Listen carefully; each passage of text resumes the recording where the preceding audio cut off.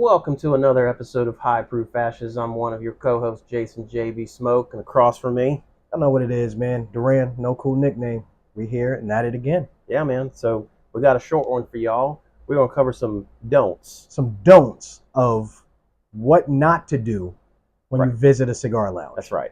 So this is especially, for novices or Yeah, new beginners. That's new right. people, right? So we want You to, veterans out there, you know what you're doing, yeah, right? So we want to cover a few of these, right? just a few. Yeah. There's plenty, but we're gonna give you we sat down and came up with the best ones we can think of as a brand new person walking into a cigar lounge. What you don't want to do, as a person who's new. So what we got first? All right. So first, you come in, walk in the place. You're gonna walk into the humidor, Right. obviously. Yeah, You're here to absolutely. buy a cigar. Yeah. So first, don't touch the cigars that you're not going to buy, and especially Don't put them to your nose. Listen, man, I've been to a ton of cigar lounges, and it drives me crazy to walk in and see somebody putting a cigar that they have not purchased up to their nose. Right. Now, you will totally see me smell my cigar, right? But you've already bought it. But it's mine. Yeah. I paid for it. Like, the worst thing you can do. So I don't care that 300 hands have touched that cigar before it hit that lounge. Yeah, I don't care. Don't Yeah. touch it. yeah. Because the other problem is I don't know how clean your hands are, Mhm. and every time that cigar is handled, it could be messed up. Yeah. So You don't know what you're doing, right? And I'm gonna throw one more in with that. Don't squeeze it. If you do pick one up, God, don't squeeze it. right. Don't squeeze it. You don't know what you're doing. Don't squeeze a cigar. Right.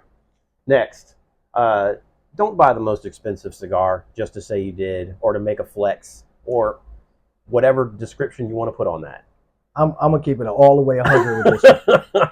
If you don't smoke cigars, it's a real big douchebag move to walk in and buy the most expensive one.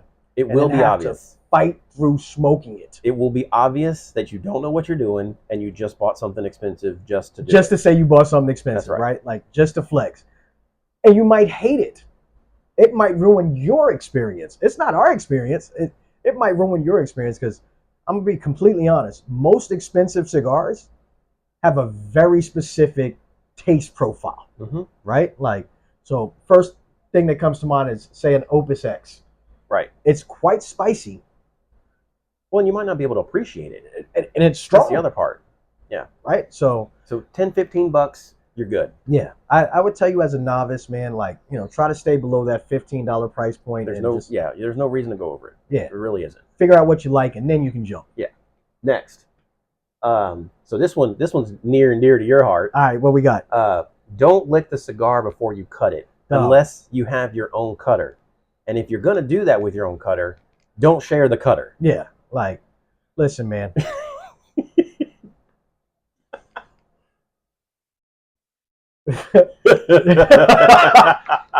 All right. I've seen guys they watch the movies and they deep throat a cigar. That's nasty.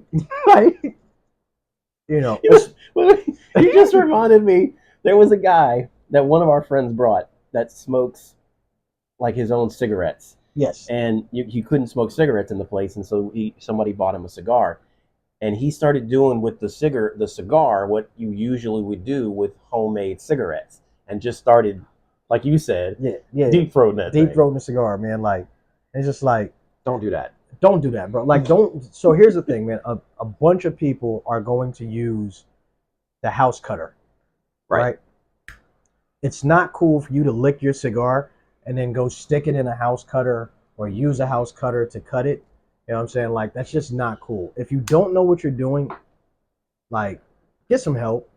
You know what I'm saying? Ask somebody the proper way to cut a cigar, and just don't. Hygiene is a must. Yeah, don't be, Hygiene is a must. Don't do nasty things, man. Don't lick the cigar and then cut it. And if you happen to be a novice that's carrying their own cutter and you lick your cigars crazy, you know what I'm saying? Don't offer me your cutter If I come in and I need a cutter, don't offer me your cutter, please. Right. Just tell me, like, bro, you don't want to use my cutter. Like, Right. just be honest. Yeah. Like nobody's gonna get butthurt over it. No, yeah, it's cool. No big deal. Most people in the cigar lounge, if they're regulars, they have their own kit, right? I walk around with multiple lighters, multiple cutters. I mean, Right. like, so, no big deal. But again, if you're gonna use the house cutter, or if you're gonna have to ask to use somebody else's cutter, don't lick that damn cigar. All right. Yeah. So next on the list, I mean, this is simple, but for some people, ain't so simple. Don't make a mess. No. Like, Listen, man. like you're at somebody else's establishment, right? Mm-hmm. Your mom is not standing right there over you to clean up after you. Yeah. Okay.